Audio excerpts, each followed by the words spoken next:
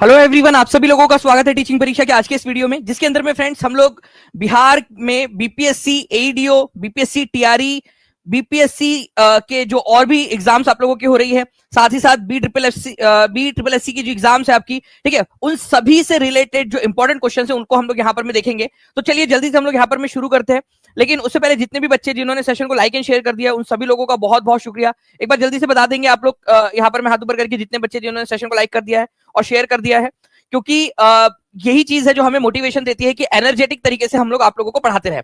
चलिए पहले क्वेश्चन की तरफ में हम लोग आगे बढ़ते हैं फ्रेंड्स। पहला क्वेश्चन आप लोगों की स्क्रीन के ऊपर में ये रहा। देखिए, पंत वन्यजीव अभयारण्य कहां पर में स्थित है? ये क्वेश्चन बहुत बार आता है, ठीक है। तो जल्दी से बताइए आप लोग, पंत वन्यजीव अभयारण्य कहां पर में स्थित है? हर किसी बच्चे का कमेंट के अंदर में आंसर आ जाना चाहिए।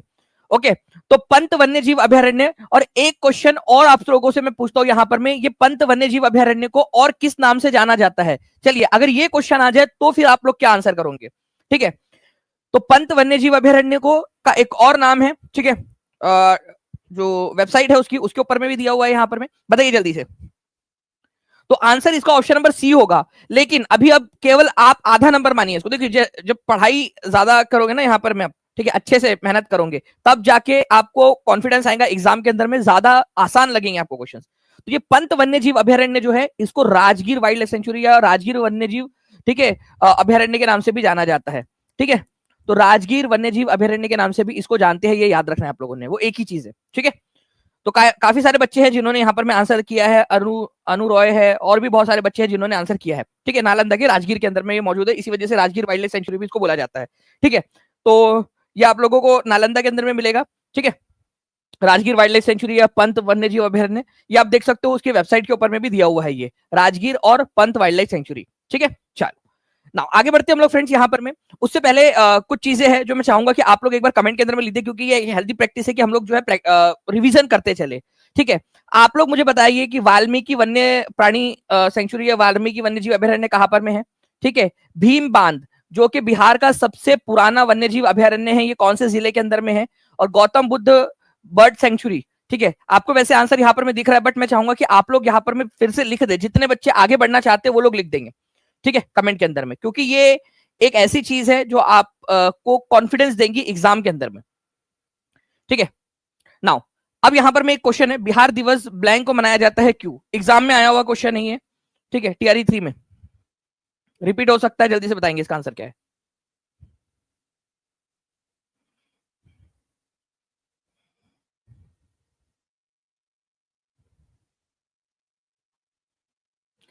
देखिए, यहां बोला गया है बिहार दिवस ब्लैंक जो है मनाया जाता है, ठीक है।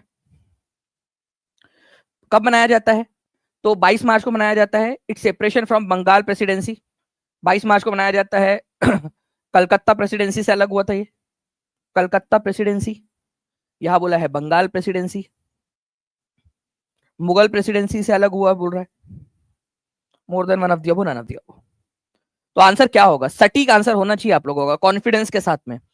तो देखिए, 22 मार्च को, ठीक है, एक नोटिफिकेशन जारी हुआ था, ठीक है, गजेट नोटिफिकेशन जिसको बोला जाता है आपका, ठीक है, गजेट नोटिफिकेशन। ये गजेट नोटिफिकेशन में ये बोला गया था कि 1 अप्रैल 1912 से बंगाल प्रेसिडेंसी से बिहार एंड उड़ीसा प्रांत को अलग कर दिया जाएगा, बंगाल प्रेसिडेंसी से। तो ये 22 मार्च को ये गजेट नोटिफिकेशन जो है वो हुआ था, ठीक है। तो ये गजेट नोटिफिकेशन प्रकाशित होने का मतलब था कि अब आधिकारिक मुहर लग चुकी है इसके ऊपर में, ठीक है, इसी वजह से। अदरवाइज एक्चुअल में जो अलग हुआ था वो 1 अप्रैल 1912 को हुआ था, लेकिन गजेट नोटिफिकेशन 22 मार्च को प्रकाशित हुआ था, इसी वजह से बिहार दिवस मनाते हैं इस दिन, ठीक है। और उड़ीसा कौन से तारीख को अलग हो गया था बिहार एंड उड़ीसा प्रांत से? ठीक है, वो आप लोग मुझे कमेंट करके बता दीजिएगा। तो आंसर इसका ऑप्शन नंबर ए हो जाएगा, ठीक है। चलिए, बिहार का सबसे कम जनसंख्या वाला जिला कौन सा है? और सबसे ज्यादा जनसंख्या वाला जिला भी बता दीजिए आप लोग मुझे, ठीक है। बिहार में ऐसे कितने जिले हैं जिनकी जनसंख्या 50 लाख से ज्यादा है? ये क्वेश्चन एक बन सकता है आप लोगों का, ठीक है। बिहार में, ठीक है, कितने जिले हैं, कितने डिस्ट्रिक्ट्स है, ठीक है, जिसमें 50 लाख से ज्यादा जनसंख्या है? चलिए बताइए, क्या ये बता सकते हो आप लोग मुझे?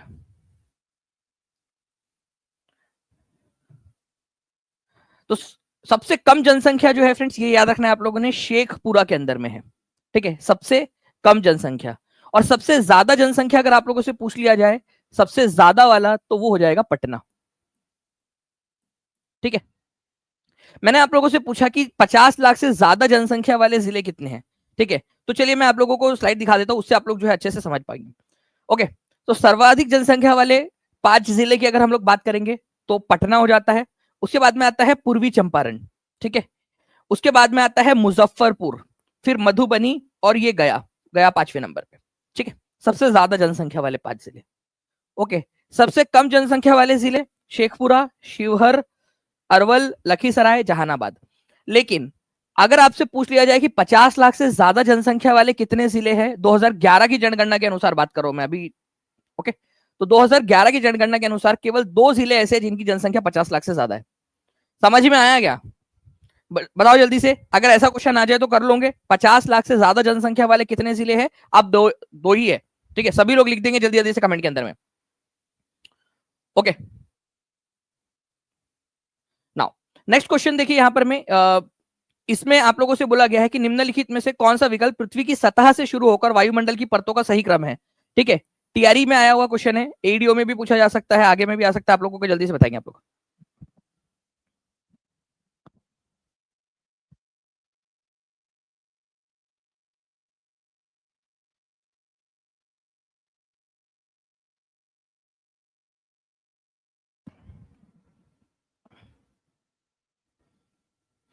देखिए, अगर हम लोग बात करेंगे फ्रेंड्स इस पर्टिकुलर क्वेश्चन की, तो वायुमंडल की परतों में, ठीक है, सतह से शुरू होकर बोला है उसने। ये ध्यान रखना, कई बार ऊपर से भी बोलता है ये। ठीक है, तो सतह से शुरू होकर बोला है। तो यहां पर मैं सबसे पहला वाला कौन सी लेयर है आपकी, तो सबसे पहले है ट्रोपोस्फियर। और ये जो ट्रोपोस्फियर है, इसको हिंदी में शोभ मंडल कहा जाता है। ठीक है, शोभ मंडल। फिर आता है समताप मंडल, स्ट्रेटोस्फियर। ठीक है, फिर मध्य मंडल है, मेजोस्फियर। फिर आता है बाह्य वायुमंडल, थर्मोस्फियर, जिसको तापमंडल भी बोलते हैं आप लोग। और सबसे लास्ट में है बहिर्मंडल, एक्सोस्फियर। ओके, तो ट्रोपोस्फियर सबसे नीचे वाली सतह है, जो हमारे जिसमें हम लोग भी है। ठीक है, आसपास जो है वो ट्रोपोस्फियर शोभ मंडल में आता है। ठीक है, फिर समताप मंडल है, फिर मध्य मंडल, बाह्य वायुमंडल और बहिर्मंडल। ठीक है, तो आंसर सही तरीके से कौन सा लगा हुआ है? ट्रोपो, स्ट्रेटो, मेजो, थर्मो, एक्सो, पहला ही वाला है। ठीक है, तो ये आप लोगों को याद रखना था। अगर आप लोगों को मान लीजिए कि उल्टा पूछ लिया जाए कि कोई अगर रॉकेट है, ठीक है, आप जो है मान लो कि चांद पर गए थे आप, ठीक है, घूमने के लिए। ओके, चांद से अब आप वापस आ रहे हो। ओके, वापस आ रहे हो, तो पृथ्वी के वायुमंडल में वापस आते समय, ठीक है, आपको बताना है कि आप कौन कौन सी लेयर्स में से वापस आओगे। ठीक है, क्रम बताना है आपने। तो आप बताइए, अगर आप अंतरिक्ष से वापस आ रहे हो, तो रॉकेट कौन कौन से लेयर्स में से होते हुए आएगा, उसका सही क्रम बताना है आपने। ठीक है, आप लोग कमेंट कर देंगे जल्दी से। अखिल भारतीय ट्रेड यूनियन कांग्रेस का गठन कब और किसकी अध्यक्षता में हुआ था, जल्दी बताएं।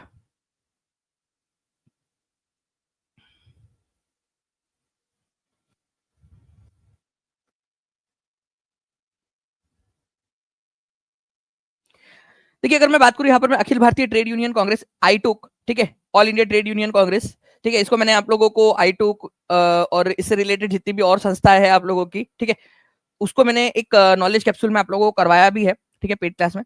तो 31 अक्टूबर 1920 को लाला लाजपत राय की अध्यक्षता के अंदर में इसकी स्थापना हुई थी। ठीक है, इसका पहला सेशन जो है वो बॉम्बे में हुआ था, बॉम्बे में फर्स्ट सेशन। ठीक है, 1920 में। और इसके संस्थापक अध्यक्ष कौन थे, अगर ये क्वेश्चन आप लोगों से पूछ लिया जाए, ठीक है, संस्थापक अध्यक्ष तो लाला लाजपत राय थे। इसको याद रखना है आप लोगों ने। ये क्वेश्चन पूछा जाता है कि 1920 में all India trade union Congress के अध्यक्ष कौन थे, किसकी अध्यक्षता में हुआ था, कहां पर में हुआ था ये सेशन। ठीक है, तो ये आपको याद रखना है। एक और चीज मैंने आप लोगों को बताया था कि world federation of trade union, ठीक है, एक अंतरराष्ट्रीय संस्था है, ट्रेड यूनियंस की, अलग अलग देशों के ट्रेड यूनियंस की ग्रुप बनाता है ये, ताकि अंतरराष्ट्रीय स्तर के ऊपर में जो सारी चीजें हैं, ठीक है, उन मुद्दों को उठाया जा सके। तो world federation of trade union जो है उसके साथ में ये संलग्न है, आईटुक। ठीक है, तो ऑल इंडिया ट्रेड यूनियन जो है किसका मेंबर है, world federation of trade union का मेंबर है। 1945 में world federation of trade union की स्थापना हुई थी, तब से ही आईटूक उसका सदस्य बना हुआ है, संस्थापक सदस्य है। ठीक है, तो world federation of trade union, ठीक है, इसका सदस्य है ये आप लोग याद रख लीजिएगा। अब बताइए यहाँ पर मैं कौन सा जो है वो जिलों के साथ में सही तरीके से नहीं जुड़ा हुआ है।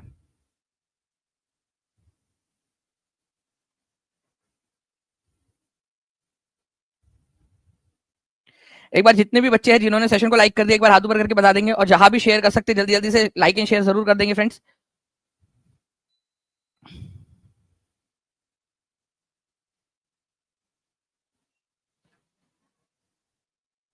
कल बिहार में दूसरे चरण का मतदान है।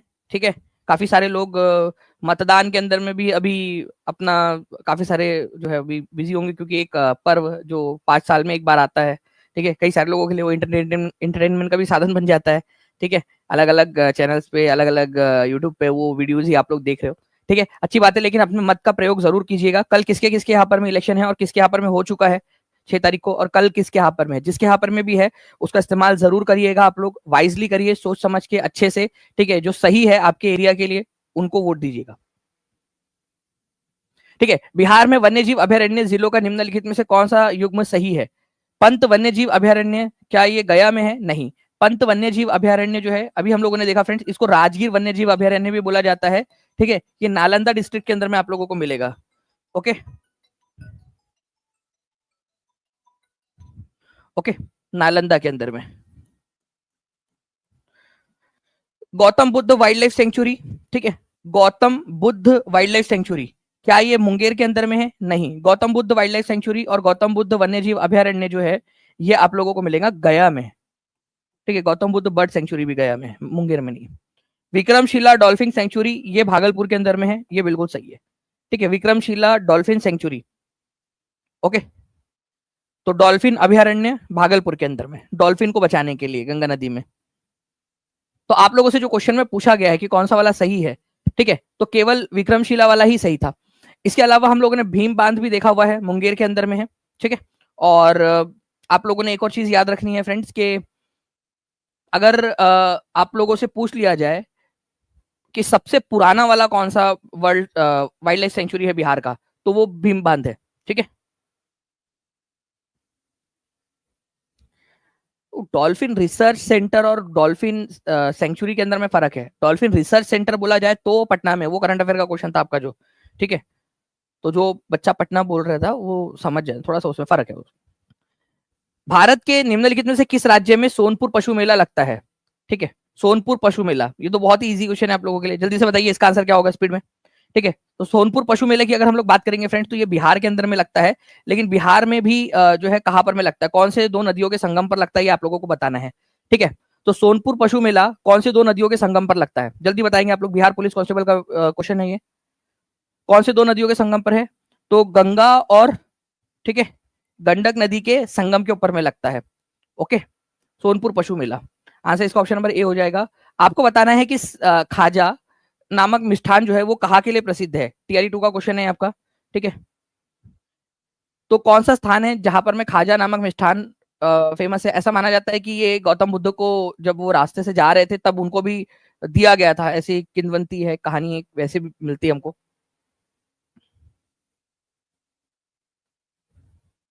ओके, तो आंसर यहाँ पर में हो जाएगा फ्रेंड सिलाओ। ओके, सिलाओ के अंदर में, सिलाओ नालंदा के अंदर में पड़ता है, सिलाओ नामक स्थान, वहां पर में सिलाओ खाजा बहुत ज्यादा फेमस है। ओके, तो सिलाओ खाजा अपने आप में फेमस, तो प्लीज इसको याद रखिएगा। कहां पर में पड़ेगा ये? तो ये नालंदा के अंदर में, सिलाओ खाजा। नाउ मैथिली भाषा का विकास निम्नलिखित में से किसके शासनकाल के दौरान शुरू हुआ था? मैथिली भाषा का विकास,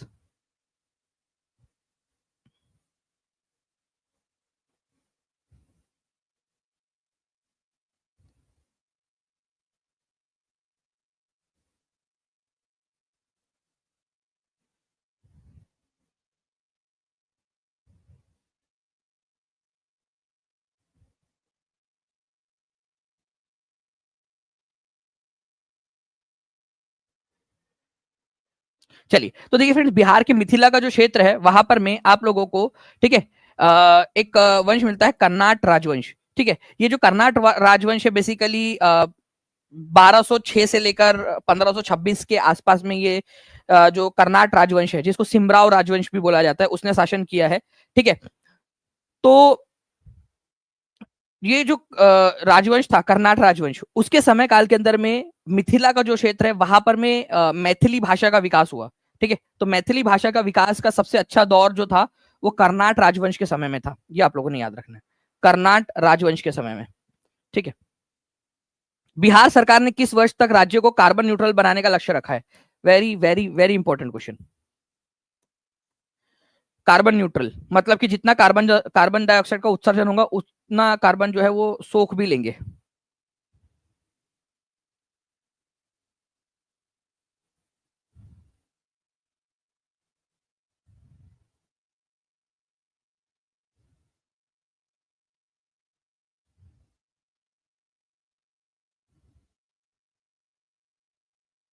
चलिए बहुत बढ़िया फ्रेंड्स, आप लोगों के आंसर आ गए। बिहार सरकार ने किस वर्ष तक राज्य को कार्बन न्यूट्रल बनाने का लक्ष्य रखा है? ठीक है, तो 2070 तक जो है फ्रेंड्स कार्बन न्यूट्रल बनाने का लक्ष्य रखा है। मतलब जितना कार्बन डाइऑक्साइड का उत्सर्जन होगा उतना सोख लेंगे पेड़ पौधों के थ्रू। ठीक है, अब इसमें एक और चीज है कि कार्बन का उत्सर्जन ही कम करो, ताकि क्योंकि पेड़ पौधे तो सीमित है, तो आप कार्बन का उत्सर्जन कैसे कम कर सकते हो? ग्रीन एनर्जी का इस्तेमाल करके। ग्रीन एनर्जी के अंदर में आप क्या करोगे? सोलर एनर्जी और बाकी सारी चीजें जो है जो पवन चक्कियां है उन सारी चीजों का इस्तेमाल करिए आप। ठीक है, ग्रीन एनर्जी का इस्तेमाल करिए, तो जो कार्बन डाइऑक्साइड का इमिशन होता है, इलेक्ट्रिक व्हीकल्स का इस्तेमाल करिए। ठीक है, पेट्रोल डीजल वगैरह के अलावा पुरानी गाड़ियों को बहुत ज्यादा जो पुरानी होती है 10-15 साल पुरानी गाड़ियां जो है उसका इस्तेमाल मत करिए, जो बहुत ज्यादा प्रदूषण निकालती है। ठीक है, तो इससे क्या होगा कि कार्बन का इमिशन कम होगा। इमिशन कम होगा तो आप उतना ही इमिशन सोख ले रहे हो, तो आपका नेट नेट जीरो हो गया। ठीक है, नेट जीरो हो गया। तो 2070 तक का ये लक्ष्य है कि जितना कार्बन उत्सर्जन हो रहा होगा, चाहे फैक्ट्री से हो, गाड़ियों से हो या अलग अलग तरीके से हो, ठीक है, उतना ही कार्बन जो है वो किसी ना किसी तरीके से सोख लिया जाएगा। ओके, पेड़ पौधों की मदद से। ओके, तो आंसर आपका क्या हो जाएगा? आंसर हो जाएगा आप लोगों का ऑप्शन नंबर। ठीक है, कार्बन न्यूट्रल करने का लक्ष्य जो रखा गया है वो रखा गया है। ठीक है,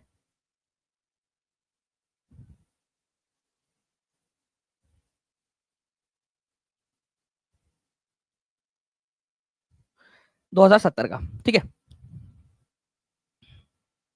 नाउ बंगाल और बिहार के नील कृषकों की दशा का वर्णन करते हुए नील दर्पण नामक पुस्तक किसने लिखी है? ये बताइए आप लोग।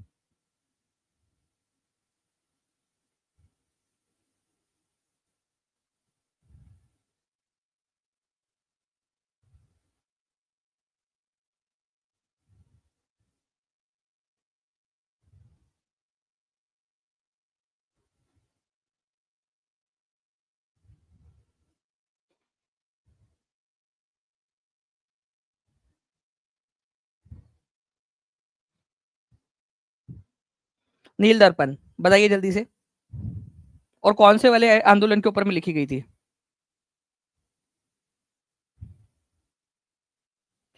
आंसर जो है फ्रेंड्स यहाँ पर में हो जाएगा आप लोगों का दीन बंधु मित्रा। ठीक है, ये आप लोगों ने याद रखना है, नील दर्पण नाटक। ठीक है, दीन बंधु मित्रा के द्वारा लिखा गया था। ओके, तो नील विद्रोह हुआ था 1859 1860 के बीच में बंगाल के अंदर में। जो नील उगवाया जा रहा था किसानों से, उसके विरोध में, तो दीन बंधु मित्रा ने उसके ऊपर में नील दर्पण नामक एक पुस्तक लिखी थी। ओके सर, मुझे बेटी हुई है, वाह, कॉन्ग्रेचुलेशन। ठीक है, प्रभात अंशु जी, क्या बात है, कॉन्ग्रेचुलेशन आपको, बहुत बहुत मुबारक। ठीक है, और इसमें तो यार सभी लोगों ने उनको कॉन्ग्रेचुलेशन देना चाहिए, उनके घर में लक्ष्मी आई है।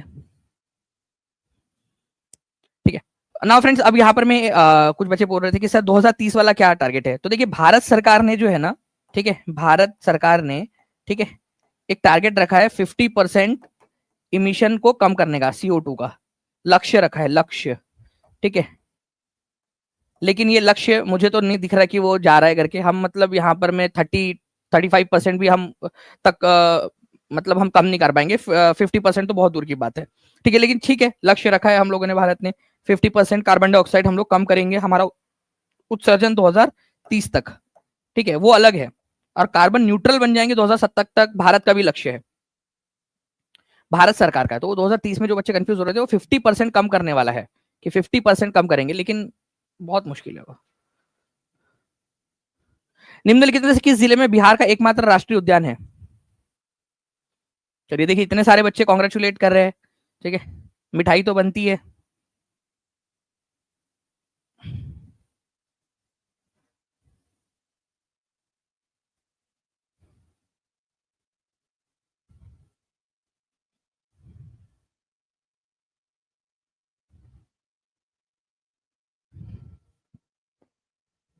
बिहार का एकमात्र नेशनल पार्क जो है क्या नालंदा में है? नहीं। भागलपुर, ईस्ट चंपारण, नहीं। देखिए वेस्ट चंपारण के अंदर में है, वेस्ट चंपारण के अंदर में। तो वेस्ट चंपारण तो यहाँ दिया नहीं है आप लोगों का एकमात्र राष्ट्रीय उद्यान, वाल्मीकि राष्ट्रीय उद्यान, तो none of the above answer आपका होगा ऑप्शन नंबर 5 या ऑप्शन नंबर ई, जो भी आप बोलना चाहो, ठीक है। तो आंसर इसका वेस्ट चंपारण होना चाहिए था, ऑप्शन में दिया नहीं है। पश्चिमी चंपारण के अंदर में क्या नाम है उसका? वाल्मीकि राष्ट्रीय उद्यान। ओके, तो वाल्मीकि नेशनल पार्क और वाल्मीकि टाइगर रिजर्व भी ये पश्चिमी चंपारण के अंदर में आप लोगों को मिलेगा। How many subdivision are there in Bihar and in how many district are they located? कितने जो है सब डिविजन है बिहार में? देखिए एक चीज है फ्रेंड्स, आप लोगों ने याद रखना है कि बिहार के अंदर में जो सब डिविजन है, ठीक है, उनको बनाया इसलिए गया है कि जो कोई एक डिस्ट्रिक्ट होता है, ठीक है, वो डिस्ट्रिक्ट को भी एक बड़े लेवल पे हैंडल करना बड़ा मुश्किल हो जाता है। तो अगर बड़ा डिस्ट्रिक्ट है तो उसको छोटे छोटे और सब डिविजन्स में बांट दिया जाए।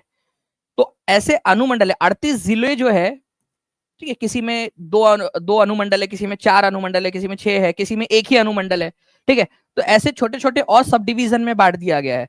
तो 101 अनुमंडलों के अंदर में बांटा गया है 38 जिलों को, 38 डिस्ट्रिक्ट्स को। तो 101 अनुमंडल है और 38 जिले हैं, ये आप लोगों ने याद रखना है। ओके,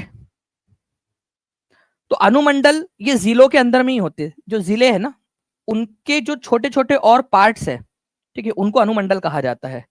ओके, फिर उनको सीडी ब्लॉक्स में बांटा जाता है प्रमंडल के अंदर में, ठीक है, छोटे छोटे छोटे छोटे, और वो अनुमंडल से भी छोटे होते हैं, ठीक है।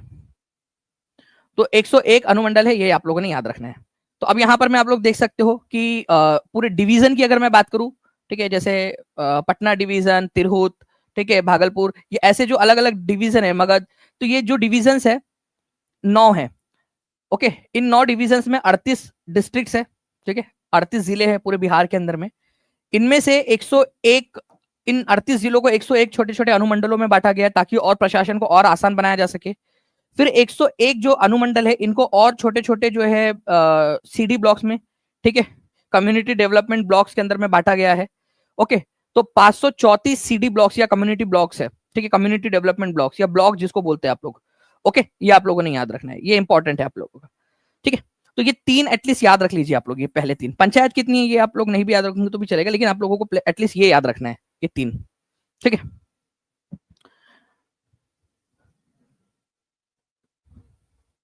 ना असहयोग आंदोलन के दौरान किसने बिहार में किसानों की अगुवाई की थी? 68वीं बीपीएससी का क्वेश्चन, असहयोग आंदोलन के दौरान। अब यहां पर में सवाल ये उठता है कि असहयोग आंदोलन कब हुआ था, ठीक है।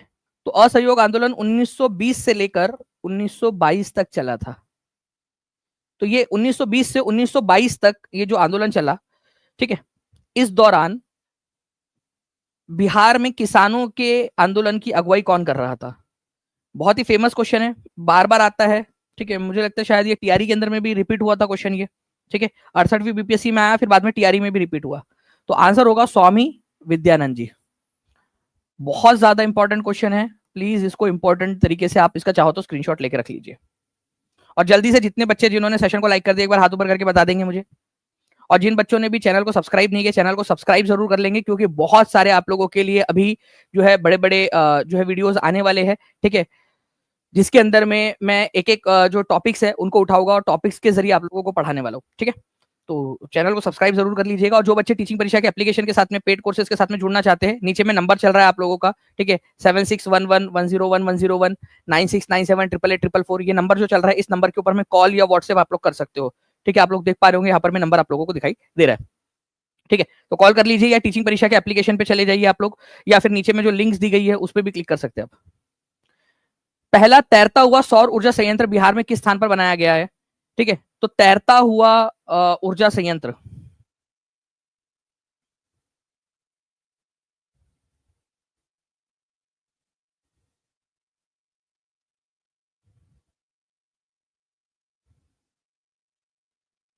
देखिए दरभंगा में बनाया गया, ये तो चलो ठीक है, तैरता हुआ, ठीक है, 1.6 मेगावाट बिजली जनरेट कर सकता है, ठीक है, तैरता हुआ सोलर प्लांट। लेकिन दरभंगा में भी कहाँ बनाया गया है? तो दरभंगा में कदीराबाद नाम की जगह है। कोई है यहाँ पर में दरभंगा जिले से, आप लोगों में से उनको पता होगा कदीराबाद, ठीक है। तो कदीराबाद दरभंगा के अंदर में जो है इसको बनाया गया था। तो ये आप लोग याद रखिएगा, बिहार का पहला फ्लोटिंग पावर प्लांट है दरभंगा, बिहार के अंदर में। ओके, इस तरीके से तालाब के ऊपर में, ठीक है, ये रख दिया गया है सोलर पैनल्स को, ठीक है, ताकि ये जो जगह है, ये जो स्पेस है, इसका इस्तेमाल किया जा सके। तो बिहार के दरभंगा के अंदर में इसको बनाया गया है, ये याद रखना है आप लोगों ने, ठीक है, और दरभंगा में भी कदीराबाद के अंदर में। नाउ नेक्स्ट क्वेश्चन है, which product is known as black diamond due to its dark outer layer? उसको ब्लैक डायमंड कहा जाता है। किसको ब्लैक डायमंड कहा जाता है? क्योंकि उसका जो बाहर का हिस्सा है वो काले रंग का दिखाई देता है। उसको इंग्लिश में फॉक्स नट भी आप लोग बोलते हो, ठीक है, फॉक्स नट। बिहार में जीआई टैग भी उसको प्राप्त हो चुका है।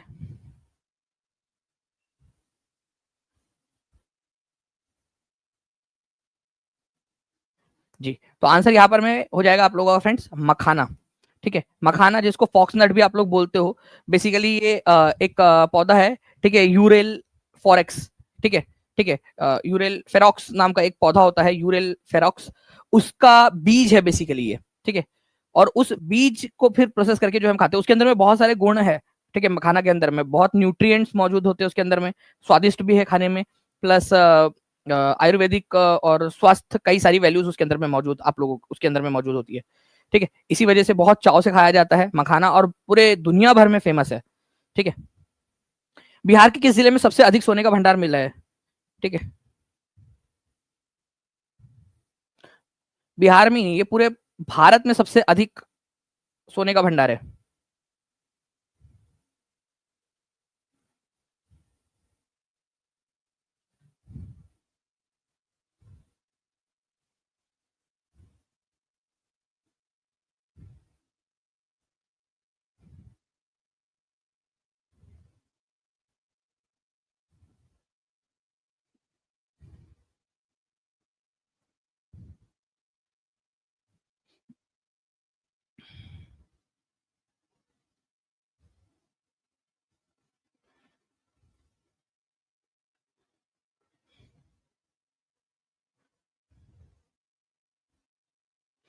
चलिए, बहुत बढ़िया फ्रेंड्स, आप लोगों के आंसर यहाँ पर में आ गए हैं, ठीक है। तो आंसर आप लोगों का हो जाएगा यहाँ पर में जमुई। ओके, तो जमुई जो है पूरे भारत के अंदर में सबसे ज्यादा, इसके अंदर में गोल्ड रिजर्व हमारे भारत का मौजूद है, ठीक है।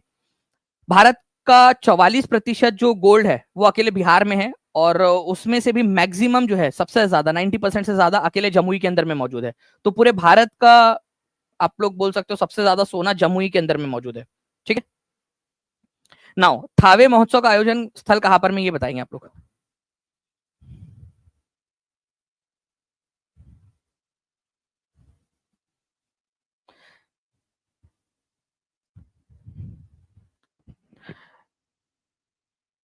हमारे पहले माइलस्टोन 1000+ लाइक से हम लोग बहुत ज्यादा पास में हैं। जल्दी जल्दी से सेशन को लाइक एंड शेयर भी करते रहेंगे, केवल 26 लाइक्स हम लोग दूर है।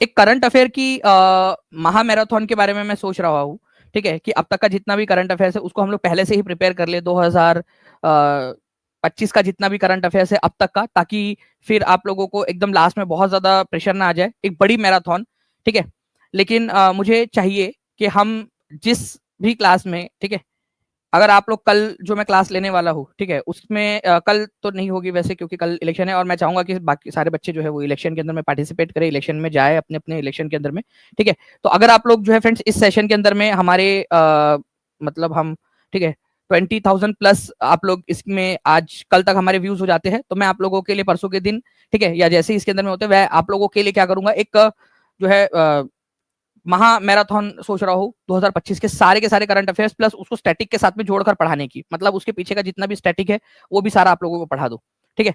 तो आप लोग सभी लोग क्या करेंगे, सेशन को लाइक जरूर कर दीजिए, जहां भी शेयर कर सकते हो शेयर कर देंगे, और जिन बच्चों ने चैनल को सब्सक्राइब नहीं किया चैनल को सब्सक्राइब जरूर करके रख लेंगे आप लोग, ठीक है, ताकि आप लोगों को जल्दी से जल्दी हम लोग उस तक पहुंच सके, ठीक है, बड़ा वाला हम लोग करेंगे सेशन, ठीक है, 3 घंटे का मिनिमम होगा वो, जिसके अंदर मैं सारे के सारे इंपॉर्टेंट करंट अफेयर्स में आप लोगों को करा दूंगा। तो थावे महोत्सव जो है फ्रेंड्स कहाँ पर में मनाया जाता है, ये क्वेश्चन अगर आप लोगों से पूछ लिया जाए तो थावे महोत्सव जो है ये मनाया जाता है गोपालगंज के अंदर में, ठीक है। तो ऑप्शन के अंदर में दिया नहीं था, इसी वजह से आप लोगों का आंसर इसका ऑप्शन नंबर ई हो जाएगा, ठीक है। तो गोपालगंज में थावे महोत्सव मनाया जाता है, टूरिज्म डिपार्टमेंट इसको प्रमोट भी कर रहा है, ठीक है, थावे महोत्सव को। तो गोपालगंज में थावे महोत्सव मनाया जाता है, ये आप लोगों ने याद रखना है। चैत्र नवरात्रि जो है और जो रामनवमी है, ठीक है, उसके अवसर के ऊपर में ये मनाया जाता है गोपालगंज के अंदर में, ठीक है। तो 2012 से इसकी शुरुआत हुई थी और तब से ये मनाया जा रहा है थावे महोत्सव गोपालगंज। हर बच्चा जल्दी से लिख देगा थावे महोत्सव गोपालगंज, ये इसके रिपीट होकर पूछे जाने की बहुत अधिक संभावना है, ठीक है। थावे महोत्सव गोपालगंज, ठीक है।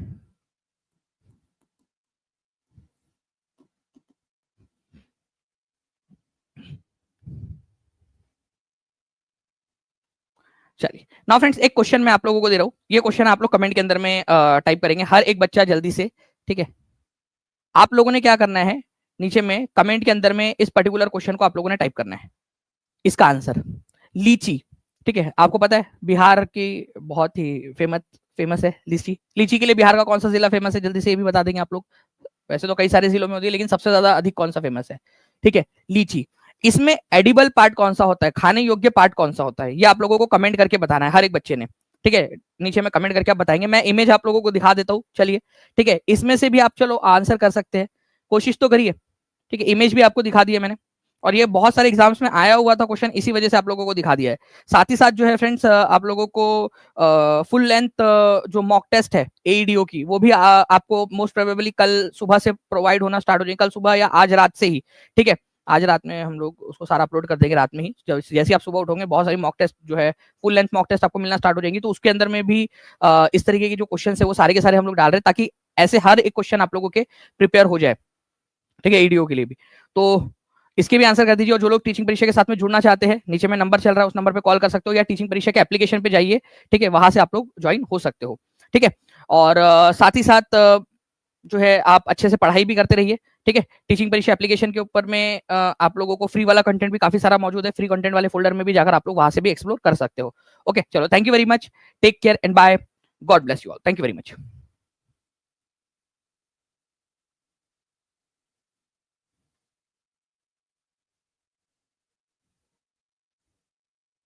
हेलो बच्चों, आपने सोचा होगा कि हम टीचिंग परीक्षा के यूट्यूब चैनल से डायरेक्टली कोर्स खरीद सकते हैं।